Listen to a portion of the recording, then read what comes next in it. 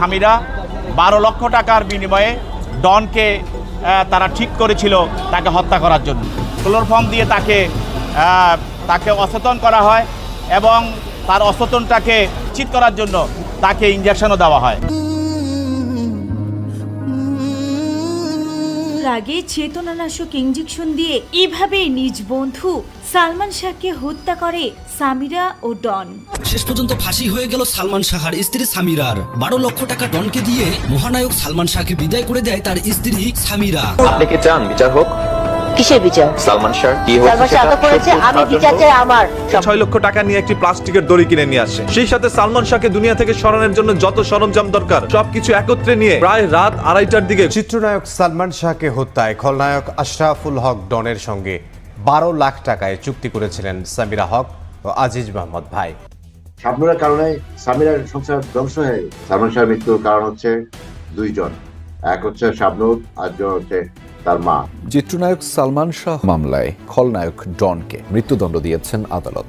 সকালে ট্রাইব্যুনালের বিচারক মাসরুর আলিকিন এই রায় দেন। আসামিদের মৃত্যুদণ্ড দেওয়ার মাধ্যমে ন্যায় বিচার প্রতিষ্ঠিত হয়েছে। ডনকে দোষী বলছেন মামা আলমগীর কুমকুম। ডন অনেকবার বলছে তার বেস্ট ফ্রেন্ড এইটা ওইটা। সে 18 দিন বগুড়ায় ছিল, সে জানাজায় আসলো না কেন? ওই দিন নাকি হরতাল ছিল। তাকে চ্যালেঞ্জ করলাম আমি আপনার কালবেলার মাধ্যমে। বাংলাদেশের ইতিহাসে শুক্রবারে কোনোদিন বাংলাদেশের ইতিহাসে হরতাল হয় নাই, কোনো দিন কোনো আমলে হরতাল হয় নাই। সে কেন আসে নাই? সালমান শাহ হত্যা মামলার প্রধান আসামি আশরাফুল হক ডনের মুখ খুলেছেন তিনি নিজেই। আবার প্রচেষ্টায় আজকে আল্লাহ তাআলা এটা কবুল করছেন। আপনাকে বলতে চাই, গাল গল্প না, এই যে শুরু হলো, খেলা শুরু হলো আপনার সাথে। কিছু ব্রেকিং নিউজ এবং তাজা খবর আপডেট টপিকগুলো আপনাদের মাঝে শেয়ার করব, যা রীতিমতো হইচই পড়ে গিয়েছে। নেট দুনিয়ার তুলপাড়, সামাজিক যোগাযোগ মাধ্যমে ভাইরাল। শুরুতেই শিরোনাম দেখেছেন, আসুন এবার না টেনে লাইক করে শেষ পর্যন্ত বিস্তারিত দেখতে থাকুন। হত্যা মামলায় নাটকীয় মোড়। দীর্ঘদিন ধরেই আইন শৃঙ্খলা বাহিনীর নজরদারিতে থাকা প্রধান সন্দেহভাজন তার স্ত্রী সামিরা হক আজ শাহজালাল আন্তর্জাতিক বিমানবন্দর থেকে পালানোর সময় সেনাবাহিনীর বিশেষ কমান্ডো অভিযানে গ্রেফতার হয়েছেন। ঘটনাটি ঘিরে মুহূর্তে উত্তেজনা ছড়িয়ে পড়ে দেশের নাটক, চলচ্চিত্র অঙ্গন সহ সামাজিক যোগাযোগ মাধ্যমে। বিমানবন্দর কর্তৃপক্ষ সূত্রে জানা যায়, ভোর 4:25 এমিরেটস এয়ারলাইন্সের একটি ফ্লাইটে দুবাই হয়ে কানাডা যাওয়ার বুকিং ছিল সামিরার। তিনি অত্যন্ত গোপনে ভুয়া নামে টিকিট কেটে বিমানবন্দরে প্রবেশ করেন। তবে সেনা গোয়েন্দা সংস্থার কাছে আগেই তথ্য ছিল আজই তিনি দেশত্যাগের চেষ্টা করবেন। যাত্রী ও প্রত্যক্ষদর্শীদের বর্ণনা অনুযায়ী চেক ইন কাউন্টার পেরিয়ে ইমিগ্রেশনে পৌঁছানোর পরপরই হঠাৎ টার্মিনাল 2 এলাকায় কমান্ডো বাহিনীর কালো পোশাকধারী সদস্যরা প্রবেশ করে চারদিক ঘিরে ফেলেন। কয়েক সেকেন্ডের মধ্যেই 2 জন মহিলা কমান্ডো সামিরার কাছে গিয়ে তাকে গ্রেফতার করেন। ঘটনাস্থলেই সামিরা চিৎকার করে বলেন, আমি নির্দোষ, আমাকে ফাঁসানো হচ্ছে। তবে কমান্ডো বাহিনীর সদস্যরা তাকে দ্রুত একটি সশস্ত্র গাড়িতে তুলে নেয়। সেনা সদর দপ্তরের একজন দায়িত্বশীল কর্মকর্তার পক্ষ থেকে জানানো হয়, সামিরার কাছে এমন কিছু ডকুমেন্টস এবং ডিজিটাল ডেটা ছিল যা ধ্বংস হয়ে গেলে সালমান শাহ মৃত্যুর সত্যের তদন্ত দীর্ঘদিন আটকে যেতে পারত। এছাড়া বিদেশে গিয়ে তিনি রাজনৈতিক আশ্রয় চাইতে পারেন, এমন তথ্য গোয়েন্দা মহলের হাতে আসে। যাত্রী ও উপস্থিত মানুষ হঠাৎ এই অভিযানে আতঙ্কিত হয়ে পড়ে। অনেকে মোবাইল ভিডিও ধারণ করতে গেলে কমান্ডো বাহিনী তাৎক্ষণিকভাবে নিষেধাজ্ঞা জারি করেন। কয়েক মিনিটের জন্য টার্মিনাল 2 এর কার্যক্রম স্থবির হয়ে পড়ে। অনেকে ধারণা করেন এটি একটি সন্ত্রাস বিরোধী অভিযান। পুলিশ সদর দপ্তর থেকে জানানো হয়, পূর্বে দায়ের করা সালমান শাহ হত্যা মামলার নতুন প্রমাণাদি আদালতে পেশ করা হচ্ছে। সামিরা দীর্ঘ সময় ধরে দেশে বিদেশে বহু ফোন আলাপ, আর্থিক লেনদেন এবং কিছু সংশ্লিষ্ট ব্যক্তির সঙ্গে যোগাযোগ লুকিয়ে রেখেছিলেন বলে অভিযোগ। অপরাধ বিশেষজ্ঞ অ্যাডভোকেট রুশাদ হোসেন বলেন, এই ধরনের মামলায় প্রমাণ লোপাট করলে তা রাষ্ট্রদ্রোহিতার পর্যায়েও যেতে পারে। এই অভিযানে সেনাবাহিনীর সম্পৃক্ততা নির্দেশ করে যে বিষয়টি অত্যন্ত সংবেদনশীল। সামাজিক যোগাযোগ মাধ্যমে মিশ্র প্রতিক্রিয়া লক্ষ্য করা গেছে। একজন সালমান শাহ ভক্ত লিখেছেন, আজকের দিনটা ঐতিহাসিক, আমরা বিচার পাবো ইনশাআল্লাহ। বলছে সামিরার বিদেশি সহযোগী থাকতে পারে। যদি তথ্য প্রমাণিত হয়, আন্তর্জাতিক তদন্ত সংস্থাও এতে যুক্ত হতে পারে। ইতিমধ্যে ইন্টারপোলের সঙ্গে যোগাযোগ করা হয়েছে বলে জানা যায়। জিজ্ঞাসাবাদে তিনি কয়েকজন প্রভাবশালী ব্যক্তির নাম বলেছেন। আগামী 24 ঘন্টার মধ্যে আরও অভিযান হতে পারে।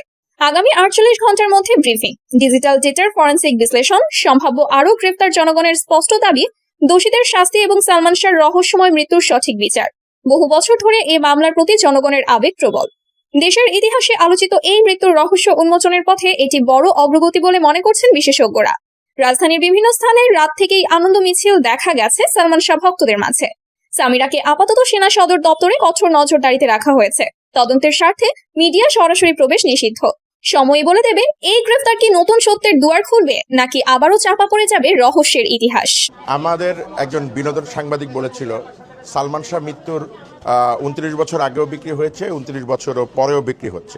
বিষয়টি হচ্ছে সালমান শাহ আমি মনে করি ওয়ার্ল্ডের এমন একজন সুপারস্টার যিনি মৃত্যুর আগে বিক্রি হয়েছে, কারণ মৃত্যুর আগে উনি সুপারহিট ছিলেন। ওনার জন্য 26 জন না 30 জন মেয়ে ওনার মৃত্যুর পরে মারা গেছে।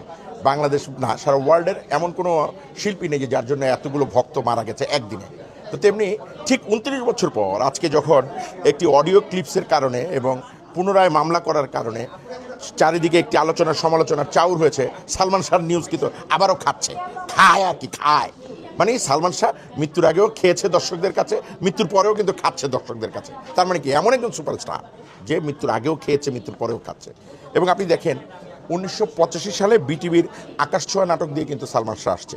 1993 সালে সে কিয়ামত থেকে কিয়ামত চলচ্চিত্র দিয়ে বাংলাদেশে একটা পাহাড় ধস ব্যবসা সফল ছবি দিয়েছে এবং তারপরে আর কিন্তু তাকে ফিরে তাকাতে হয়নি। এবং সালমান শাহর আগে আমাদের চলচ্চিত্রে অ্যাকশন ছবির একটা দাপট ছিল, রোমান্টিক ছবি কিন্তু তখনও হইতো, কিন্তু এই যে অ্যাকশন ছবির দাপটকে চুরমার করে দিয়ে একটি নতুন ইমেজ, নতুন ধারণা তৈরি করেছে সালমান শাহ।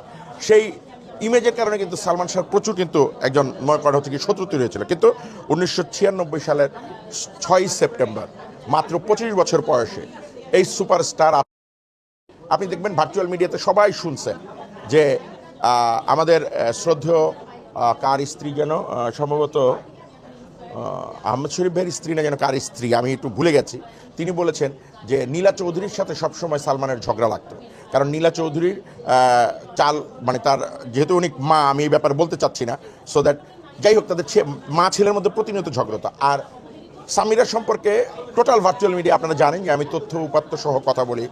সামিরা এমন একজন মানে সন্দেহপ্রবণ বাতিক মহিলা, যদি না হতো তাহলে তো উনি একজনের ঘর করতে পারতো, শুধু সালমানের ঘর করতো, উনি অন্য কারো ঘর করতো না। উনি তারপরে কিন্তু 3-3টা বিয়ে করছে জানা মতে, ভার্চুয়াল মিডিয়ার জানা মতে। তাহলে সেই মহিলা কোনোভাবেই সুস্থ মস্তিষ্কের এবং একজন সংসারী মহিলা না।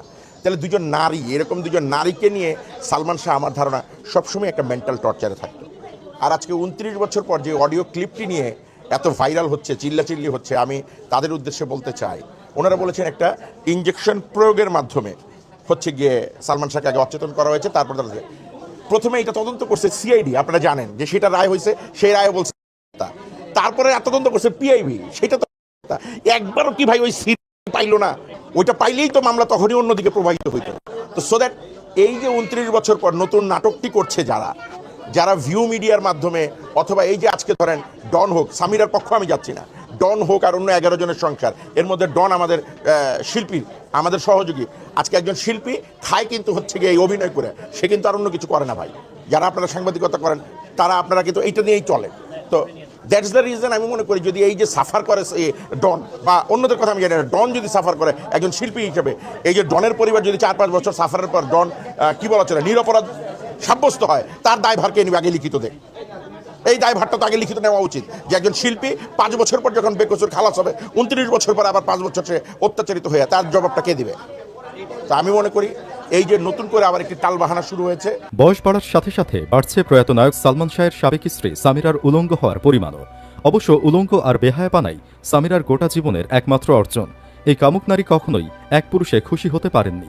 প্রতিদিন নিত্য নতুন পুরুষ ছাড়া সামিরার ঘুমই আসতো না, এজন্য বারবার জড়িয়েছেন পরকীয়ায়, বারবার পরিবর্তন করেছেন স্বামী। সালমান শাহর ম্যানেজার জানিয়েছেন একদিন তিনি নায়কের বাসায় গিয়ে হাতে নাতে নগ্ন অবস্থায় ধরে ফেলেন সামিরাকে। সে সময় কার সাথে যৌনাচারে মেতেছিল সামিরা, সবকিছু দেখে ফেলার পর কি ঘটেছিল ম্যানেজার মোহাম্মদ মনসুর আলীর সাথে, এসব বিষয়ে বিস্তারিত আলোচনা করব সাদা কালোর এই ভিডিওতে। চলুন বিস্তারিত জেনে নেওয়া যাক। এই প্রথমবার সালমান শাহের সঙ্গে 4.5 বছর থাকা শিডিউল মেইনটেইন করা ম্যানেজার মনসুর আলী মুখ খুললেন। তিনি একবার যে দৃশ্য দেখেছিলেন তা অবাক করে দিয়েছে গোটা দেশবাসীকে। মনসুর আলী বলেছেন, নায়িকা মৌসুমীর সঙ্গে সালমান শাহর 4টি ছবি আলোচিত এবং সুপারহিট হয়েছিল এবং একটি সুন্দর জুটিও তৈরি হয়েছিল। কারণ আমি সালমান শাহর চলচ্চিত্রের ক্যারিয়ারের শুরু থেকেই দায়িত্বপ্রাপ্ত পিএস হিসেবে কাজ করে আসছিলাম। তিনি আমাকে পছন্দ করে চাকুরিটি দিয়েছিলেন, আমিও নিষ্ঠার সহিত দায়িত্ব পালন করতে থাকি। 1992 সালের ঘটনা। সালমান শাহ কেবলই ফিল্মে এসেছেন এবং ওই সময় বিয়ে করেন সামিরা হককে। আর এদিকে তার প্রথম কিয়ামত থেকে কিয়ামত ছবির শুটিং শুরু হয়। ছবিটি যখন 1993 সালে মুক্তি পায় তখন চারিদিকে হইচই পড়ে যায়। তখন সালমান শাহ একের পর এক ছবি পেতে থাকে। তারপর অন্তরে অন্তরে, স্নেহের প্রতিদান, এবং দেনমোহর ছবি ছিল নায়িকা মৌসুমীর সঙ্গে সালমান জুটির শেষ ছবি। কিন্তু এই জনপ্রিয় জুটিটা ভেঙে যায় তার স্ত্রী সামিরার কারণে। কারণ সামিরা মৌসুমীকে নিয়ে সন্দেহ করত এবং বাসায় এটা নিয়ে প্রচণ্ড রকমের ঝগড়া হতো স্বামী স্ত্রীর মধ্যে। সামিরা মৌসুমীকে সহ্যই করতে পারত না। সেজন্যই একদিন সালমান শাহ আমাকে বললেন মৌসুমীর সঙ্গে কোনো ছবি করা যাবে না, কারণ এতে ঝগড়া করতে আর ভালো লাগছে না। তখন সালমান শাহ আরও বললেন শাবনূরের সঙ্গে একটি ছবি করে দেখি কেমন হয়। তখন তিনি শাবনূরকে নিয়ে তুমি আমার ছবিটি করলেন, ব্যাস সেটিও সুপারহিট হয়ে গেল। তারপর থেকেই সালমান শাহ শাবনূরের সঙ্গেই জুটি বেঁধে কাজ করা শুরু করেন। আমি ওভাবে শিডিউল মেনটেন করতে থাকি। এরপর মনসুর আলী দেন সবচেয়ে অবাক করা তথ্যটি। মনসুর আরও বলেন ছবির নাম স্বপ্নের নায়ক। এই ছবির শুটিং চলছিল এফডিসিতে, কিন্তু সালমান ভাই এবং তার সহকারী আবুল তার কোটি আনতে ভুলে গেছেন। তখন আমাকে বাসায় পাঠালো। মেইন গেটের লক খুলে আমি আকস্মিক ভেতরের রুমে গেলাম এবং ভাবি ভাবি বলে ডাকতে লাগলাম। সামিরা ভাবির বেডরুমের দিকে এগোতে থাকলাম। তখন সামিরা ভাবি তার বেডরুম থেকে দৌড়ে ড্রয়িং রুমের বাথরুমে ঢুকলেন আমার সামনে দিয়ে। তার পরনে কোনো কাপড় ছিল না, এমনকি একটি সুতাও ছিল না।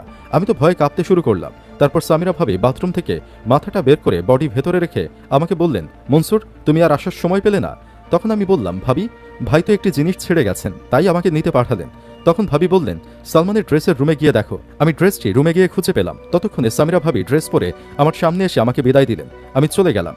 এই কথাটি সালমান ভাইকে বলতে পারি নাই, কারণ সংসারে অশান্তি লেগে যাবে। কেন তিনি আমার সামনে দিয়ে নগ্ন হয়ে দৌড়ে বাথরুমে গেলেন, যা আজও আমার মনে ঘুরপাক খায়। কারণ সালমান শাহ তখন শুটিংয়ে, তাহলে ভাবি কেন এই অবস্থায় থাকবেন? নিশ্চয়ই তখন তার রুমে অন্য কেউ ছিল। গত 29 বছর ধরে একটা মিথ্যাকে সত্য বলে প্রতিষ্ঠার চেষ্টা চলে আসছে। সালমান শাহ আত্মহত্যা করেছেন, এর চেয়ে চরম মিথ্যা হতে পারে না।